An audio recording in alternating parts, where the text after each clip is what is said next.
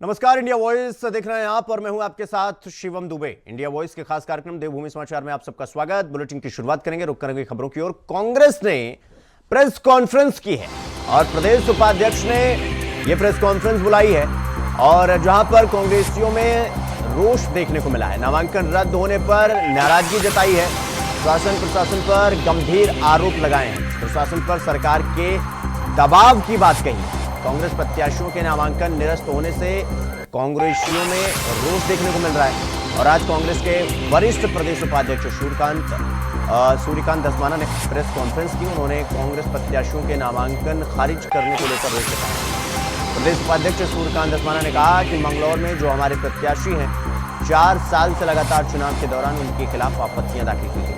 आपत्तियां फिर बीजेपी ने इस बार दर्ज कराई है और शासन प्रशासन ने दबाव में आकर कल नामांकन खारिज कर दिया। साथ ही सरकार पर कई गंभीर आरोप लगाए।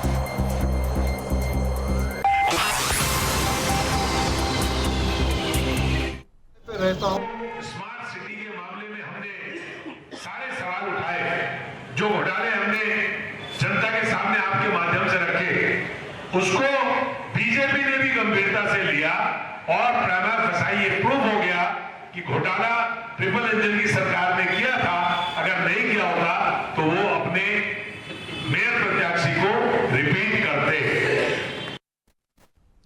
तो इस खबर पर हमारे साथ हमारे सहयोगी धनराज गर्ग ज्यादा जानकारी के साथ हमारे साथ देहरादून से जुड़ गए हैं। धनराज, जिस तरह से प्रदेश उपाध्यक्ष सूर्यकांत धस्माना ने प्रेस कॉन्फ्रेंस बुलाई, क्या कुछ आरोप लगाया सूर्यकांत धस्माना ने?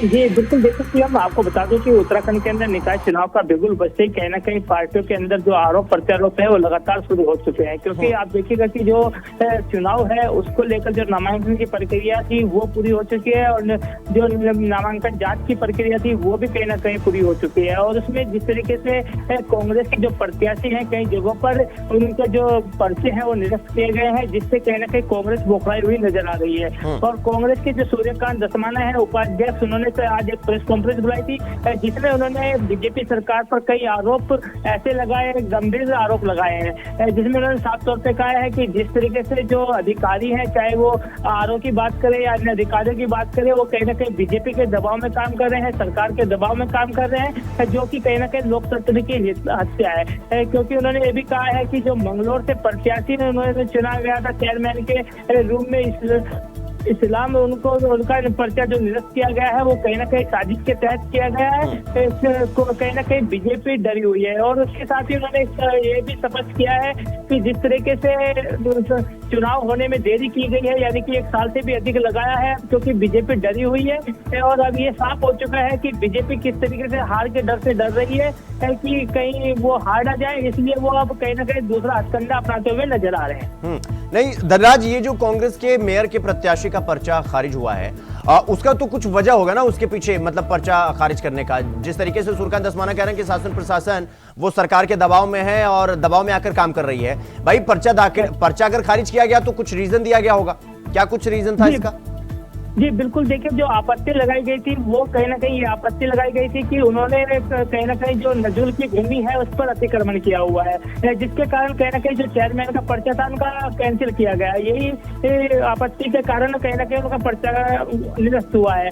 और इस पर कहीं ना कहीं अब बीजेपी की तरफ से भी आरोप प्रत्यारोप का जो दौर है वो शुरू हो चुका है। और क्योंकि जिस तरीके से कांग्रेस ने बीजेपी पर आरोप लगाए हैं तो वो कहीं ना कहीं खारिज करते हुए बीजेपी की तरफ से भी बयानबाजी शुरू हो चुकी है। और बीजेपी का साफ तौर पर कहा जा रहा है कि इस तरह के आरोप लगाना कहीं ना कहीं ये कांग्रेस की बौखलाहट है, क्योंकि कांग्रेस कहीं ना कहीं हारती हुई नजर आ रही है, इसलिए इस तरह के आरोप लगा रही है। क्योंकि जो रिटर्निंग अधिकारी है उन्होंने कहीं ना कहीं जो आपत्तियां लगाई गई थी उस आपत्ति के आधार पर कहीं ना कहीं उस पर्चे को निरस्त किया है। तो ये सरकारी जो कहा जाए कि एक प्रक्रिया है वो उस प्रक्रिया के अंतर्गत ही उनका पर्चा निरस्त किया गया है। लेकिन सूर्यकांत धस्माना ने यह भी कहा है कि पिछले 4 बार चुनाव वो लड़ चुके हैं और चारों बार ये आपत्ति लगाई गई थी और चारों बार ही कहीं ना कहीं वो खारिज कर दी गई थी और चारों बार वो चुनाव लड़े थे। और इस बार भी कहीं ना कहीं वही आपत्ति फिर से लगाई गई और इस बार कहीं ना कहीं उनका पर्चा निरस्त कर दिया गया। तो कहीं ना कहीं ये लोकतंत्र की हत्या है और ये पूरा जो है सरकार के दबाव में जो अधिकारी हैं वो काम कर रहे हैं।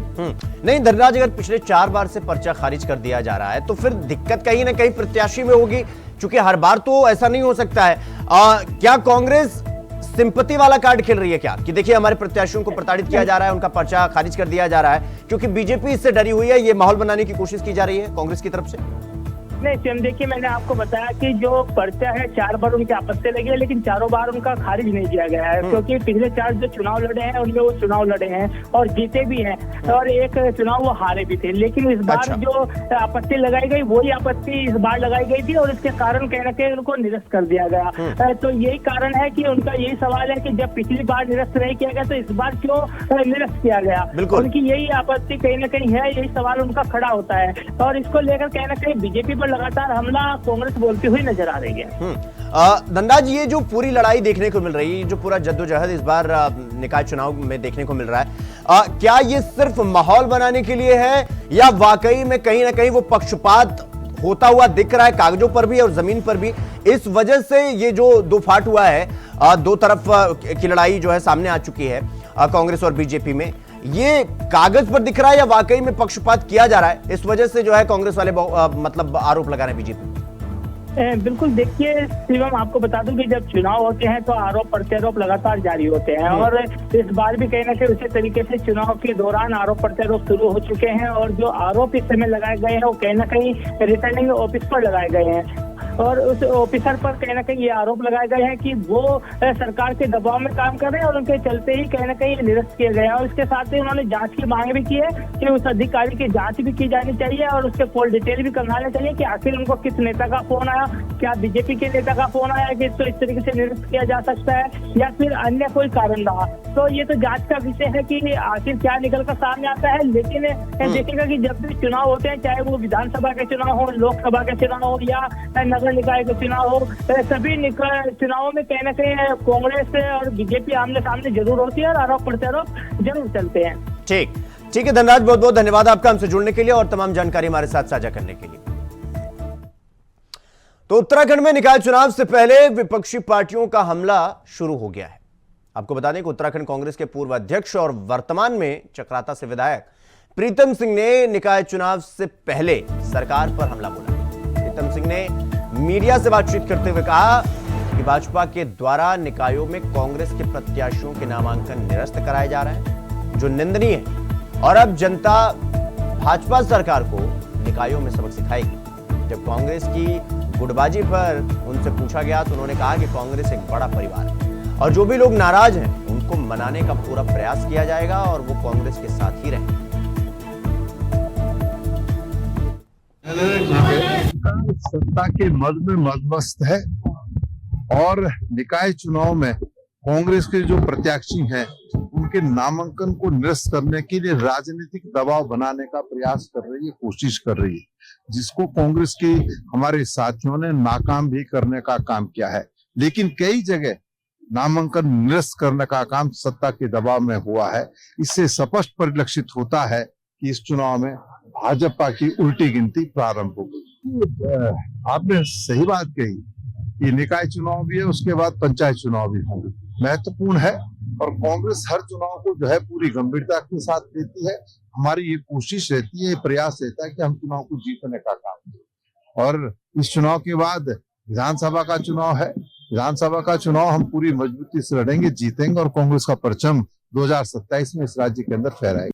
कांग्रेस एक बहुत बड़ा राजनीतिक दल है और इसमें बहुत सारे लोग जो है टिकट के लिए अप्लाई करते हैं, टिकट मांगने का काम करते हैं, लेकिन टिकट तो सबको नहीं दिया जा सकता, सबको संतुष्ट नहीं किया जा सकता। टिकट तो एक ही को मिल रहा है।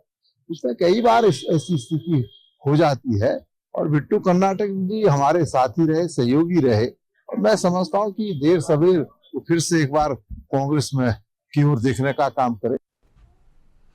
तो उत्तराखंड में निकाय चुनाव में बीजेपी ने कई युवा चेहरों पर दांव लगाया।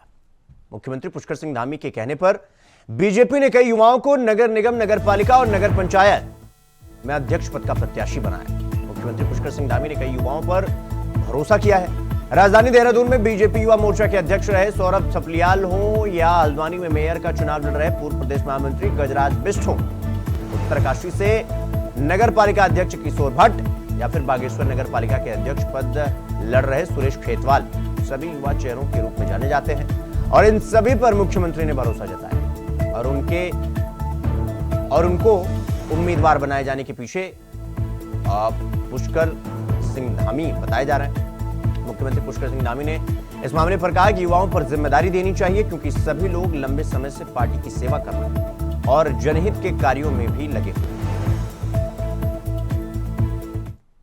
हमारी पार्टी चूँकि एक ऐसी पार्टी है जो कार्यकर्ताओं की, जनता की, सबकी एक जो रायशुमारी बनती है देश काल परिस्थिति के अनुरूप, जो भी जहाँ पर उपयुक्त होता है उसको, चूँकि एक बड़ी लाइन चुनाव में खड़े होने वालों की थी और सभी योग्य भी थे, लेकिन चूँकि एक ही के पक्ष में फैसला हो सकता था, एक ही को कैंडिडेट बनाया जा सकता था, तो जहाँ से भी अच्छा आया है उनको कैंडिडेट बनाया गया है।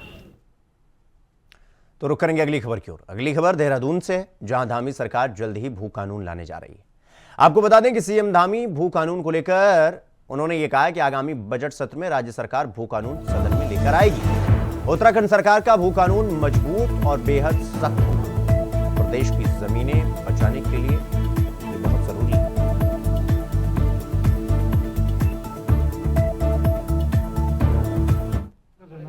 देवभूमि का मूल स्वरूप बनाए रखने के लिए ये अभियान बहुत आवश्यक है।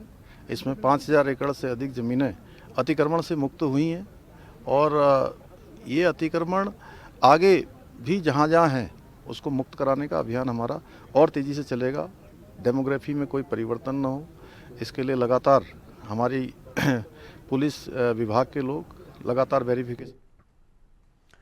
तो उत्तराखंड में निकाय चुनाव के लिए आज का दिन बेहद महत्वपूर्ण है। निकाय चुनाव में बीजेपी के बागी नेताओं ने बड़े पैमाने पर नामांकन किया है। आज नामांकन वापसी का दिन है। बीजेपी के प्रदेश अध्यक्ष महेंद्र भट्ट ने कहा कि उनको शुभ संकेत मिल रहे हैं। पार्टी के अधिकतर बागी नेता चुनाव नहीं लड़ेंगे और वापस संगठन की सेवा करेंगे। बीजेपी प्रदेश अध्यक्ष महेंद्र भट्ट का यह भी कहना है कि अगर फिर भी बागी नेता नहीं मानते हैं तो पार्टी संविधान के तहत उनको 6 साल के लिए सदस्यता से बाहर करना होगा।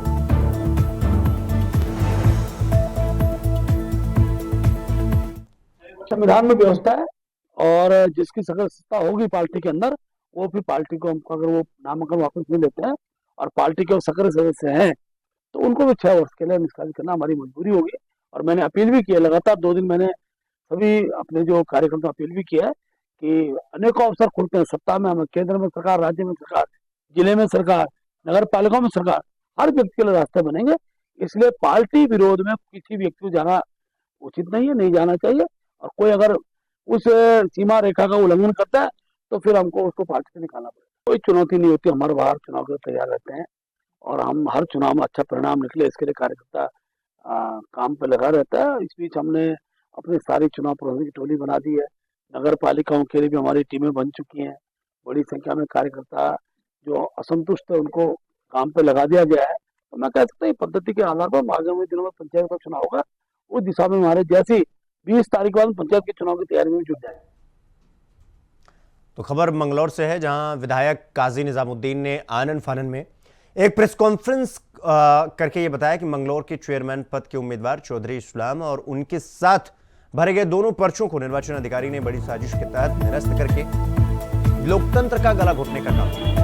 आपको बता दें कि नगर निकाय चुनाव को लेकर लगातार शासन प्रशासन की तैयारी चल रही है और मंगलौर से कांग्रेस प्रत्याशी चौधरी इस्लाम और साथ में भरे गए 2 और पर्चे निर्वाचन अधिकारियों की ओर से निरस्त कर दिए गए हैं। जबकि मंगलौर कांग्रेस विधायक काजी निजामुद्दीन ने बताया कि पहले किसी भी चुनाव में कोई इस तरह की आपत्ति नहीं लगाई गई और पिछली एक योजना चौधरी इस्लाम नगर पालिका अध्यक्ष भी रहे और तब भी कोई आपत्ति नहीं थी, लेकिन इस बार जानबूझकर आपत्ति लगाकर कांग्रेस प्रत्याशी के पर्चों को निरस्त किया। और साथ ही उन्होंने कहा कि इस दिन को काले दिन के रूप में देखा जाएगा जब एक ही प्रत्याशी के 3 पर्चे कैंसिल कर दिए गए, जबकि पिछले सभी चुनावों में इस मामले में कोई भी आपत्ति नहीं लगाई गई, जबकि ऐसा सिर्फ इसी बार किया गया। विधायक काजी निजामुद्दीन ने आरोप लगाया कि निर्वाचन अधिकारी ने दबाव में आकर ऐसा काम किया।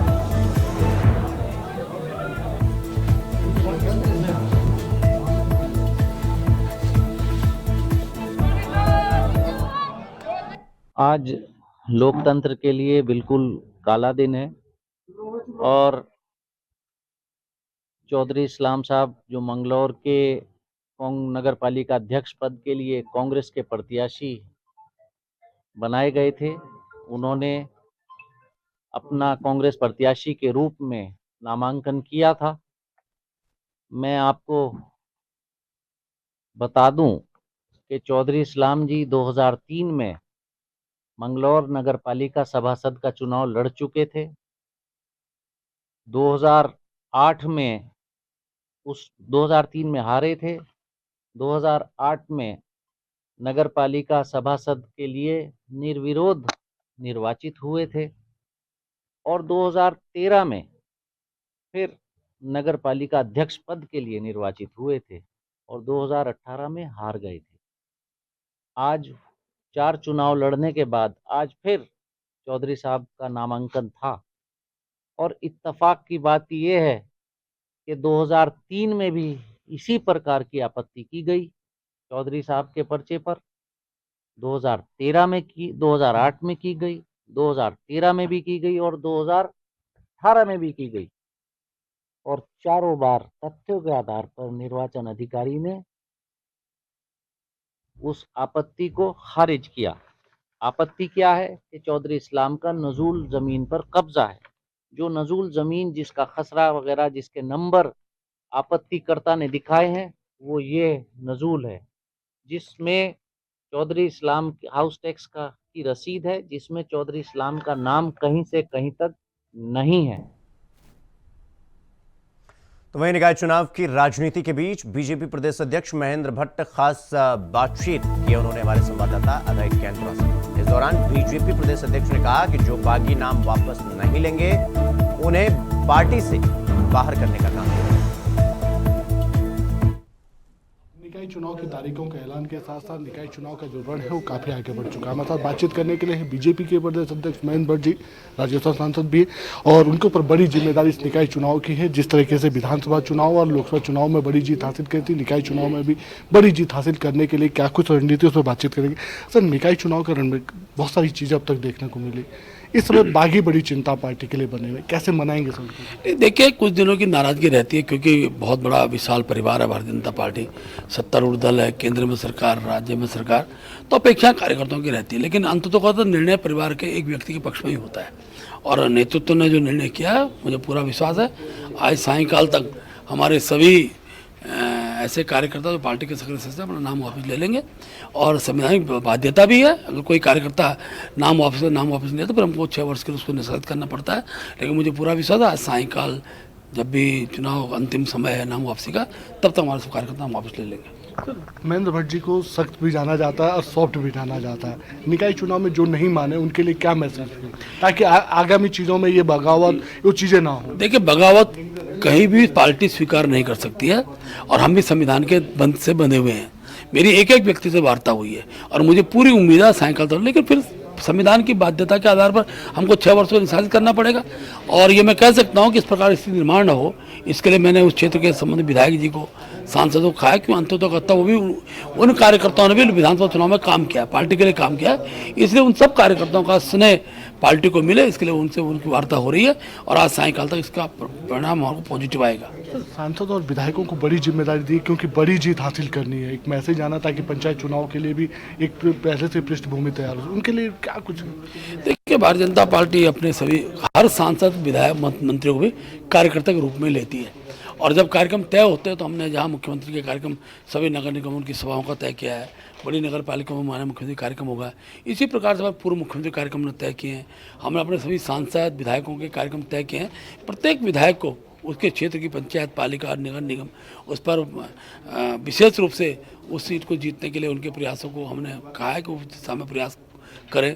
सांसद भी अपने क्षेत्र के सभी पालिकाओं के लिए उनका एक प्रकार से मिलना जुलना हो रहा है। अनिल बलौनी जी कोटद्वार के अंदर गए, उन्होंने 3 जो कार्यकर्ता किसी कारण पर नाराज थे उनको मनाया है। आज अनिल जी श्रीनगर भी जाने वाले हैं। ऐसे हमारे तीरथ सिंह जी का भी बहुत बड़ा आभार व्यक्त, बहुत स्थानों में वार्ता की है। हमारे निशंक जी ने बहुत से लोगों से वार्ता की है। हर व्यक्ति, मुख्यमंत्री लगातार ऐसे कार्यकर्ताओं से बातचीत कर रहे हैं जो एक सकारात्मक स्वरूप हमको दिखाई देगा और जिनकी कांग्रेस के लोग कल्पना नहीं की होगी या जिनको कांग्रेस के लोगों को भड़काने का काम किया होगा, ऐसे सब लोग पार्टी के साथ खड़े हैं और पार्टी जीत की ओर आगे बढ़ेगी। तो जीत को लेकर कितना आश्वस्त है अभी? 11 के 11 नगर निगम और अधिकतर पालिका पंचायतों भाजपा ही जीतेगी। थैंक यू बातचीत करने के लिए। बीजेपी प्रदेश अध्यक्ष महेंद्र भट्ट ने साफ तौर पर कहा है कि निकाय चुनाव में जीत तो हासिल होगी सभी निकायों में, लेकिन साथ ही जो बागी हैं उनको भी कड़ा संदेश देने का काम किया जाएगा कि अगर नहीं माने तो फिर पार्टी से बाहर का रास्ता उन्हें दिखा दिया जाएगा। कैमरामैन रसूल के साथ अभय केंतुरा, इंडिया वॉइस, देहरादून। तो खबर देहरादून से है, जहां चकराता क्षेत्र में एक ऑटो वाहन खाई में गिर गया और जिसके बाद सूचना मिलने पर एसडीआरएफ की टीम मौके पर पहुंचकर खाई में गिरी कार को बाहर निकाला, जिसमें 8 लोग सवार थे। कार में सवार सभी घायलों को रेस्क्यू कर अस्पताल भेजा गया, जहां उनका इलाज चल रहा है।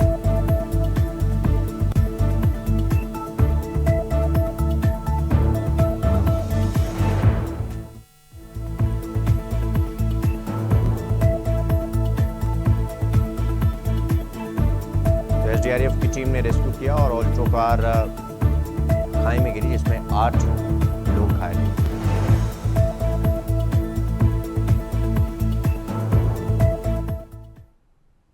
तो खबर हरिद्वार से है, जहां दिल्ली हाईवे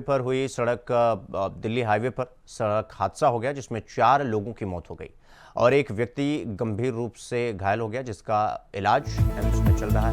आपको बता दें कि मृतक चारों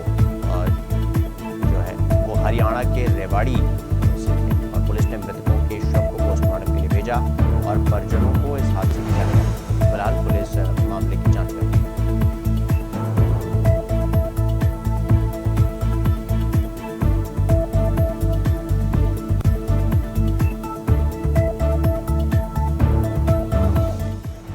तो इस खबर पर हमारे साथ हमारे सहयोगी शहजाद अली हमारे साथ हरिद्वार से जुड़ गए हैं। हमारे सहयोगी शहजाद, ये जो हादसा हुआ जिसमें 4 लोगों की मौत हुई है, ये हादसा कैसे हुआ, इसकी वजह क्या थी, क्या कुछ जानकारी, क्या अपडेट आपके पास इस घटना को लेकर? जैसे ही देर रात धुंध, जैसे ठंड बढ़ रही है वैसे ही धुंध का असर दिखाई दे रहा है। दिल्ली हाईवे रोड पर हुई सड़क दुर्घटना में रेवड़ी हरियाणा के 4 यात्रियों की मौत हो गई, जबकि एक यात्री गंभीर रूप से घायल हो गया, जिसका इलाज एम्स में चल रहा है। दुर्घटना भादराबाद थाने से पहले शनिदेव मंदिर की बताई जा रही है। रुड़की की ओर से आ रहे यात्री की कार सड़क दुर्घटना में ट्रक से तो परिणाम स्वरूप से 4 मौत हो गई है, जबकि एक यात्री घायल हो गया है। थाना अध्यक्ष नरेश राठौर का बताया गया कि मृतक का नाम खेर सिंह बताया जा रहा है, आदित्य पुत्र बताया जा रहा है, इसका नाम मनीष बताया जा रहा है। शहजाद, ये घटना कैसे हुई, इसके पीछे की वजह क्या थी और जिस वक्त ये घटना हुई उस कार में कितने लोग सवार थे और कहां जा रहे थे, इसको लेकर कोई जानकारी? ये हरिद्वार से दिल्ली रोड पे जा रहे थे। देखिए जैसे ठंड बढ़ती जा रही है, धुंध का असर दिखाई दे रहा है। धुंध में अचानक ट्रक दिखाई नहीं दिया, उसमें एक चालक भी है, ड्राइवर उसमें फॉर्चूनर रहमान बताया जाए, उसमें भगवानपुर से हरिद्वार की तरफ जा रहे थे सर। और दुर्घटना कोहरे की वजह से हुई? कोहरे की वजह सर। ठीक है शहजाद, बहुत बहुत धन्यवाद आपका हमसे जुड़ने के लिए और तमाम जानकारी हमारे साथ साझा करने के लिए। तो इस हादसे में 4 की मौत हो गई है और एक व्यक्ति की हालत गंभीर बनी हुई है, जिसे एम्स में भर्ती करवाया गया।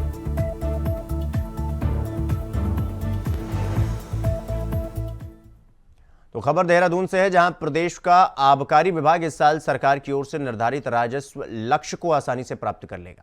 प्रदेश सरकार ने मौजूदा वित्तीय वर्ष के लिए 4,440 करोड़ रुपए का राजस्व लक्ष्य आबकारी विभाग के लिए निर्धारित किया है।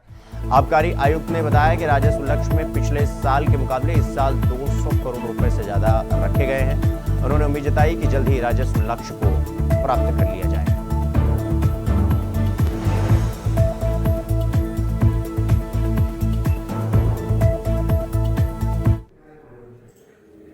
आबकारी विभाग का जो राजस्व वार्षिक लक्ष्य निर्धारित किया जाता है राज्य सरकार के द्वारा, वो इस वर्ष 4,440 करोड़ का है हमारा वर्ष 2024-25 के लिए। तो उसको प्राप्त करने के लिए सभी हमारा आबकारी विभाग का सारे अधिकारी कर्मचारी पूरी तन्मयता से कार्य कर रहे हैं। पूरे प्रदेश में जो हमारा दिसंबर एंड के लिहाज से जो वसूली का हमारा लक्ष्य है, वो उससे पिछले साल जो आया था उससे लगभग 200 करोड़ रुपए ज़्यादा है, जिससे स्पष्ट है कि हम इस वर्ष के लक्ष्य को आसानी से प्राप्त कर लेंगे और आने वाले वर्ष के लिए जो राजस्व का लक्ष्य निर्धारित किया जाएगा उसके लिए भी रणनीति बनाकर उसको प्राप्त करने की कार्रवाई की जाएगी। तो देवभूमि समाचार में फिलहाल अभी के लिए बस इतना ही। देश और दुनिया की तमाम खबरों को देखने के लिए देखते रहें इंडिया वॉइस। नमस्कार।